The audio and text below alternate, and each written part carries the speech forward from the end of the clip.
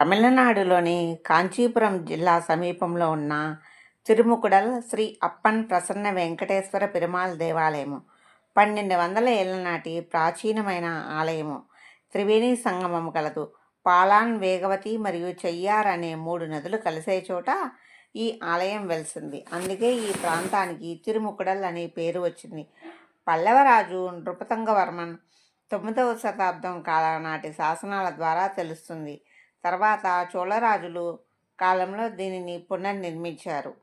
క్రీస్తు శకం 1063 నాటి వీరరాజేంద్ర చోళుని శాసనం ప్రకారం ఇక్కడ 15 పడకల ఆసుపత్రి మరియు వేద పాఠశాల ఉండేవని తెలుస్తుంది. తొండమాన్ చక్రవర్తి తిరుపతికి వెళ్తుండగా స్వామివారి ఇక్కడ ప్రత్యక్షమై యుద్ధంలో గెలవడానికి తన శంకు చక్రాలను ఇచ్చారని కథనం. అందుకే స్వామిని ప్రసన్న వెంకటేశ్వర స్వామి అని పిలుస్తారు.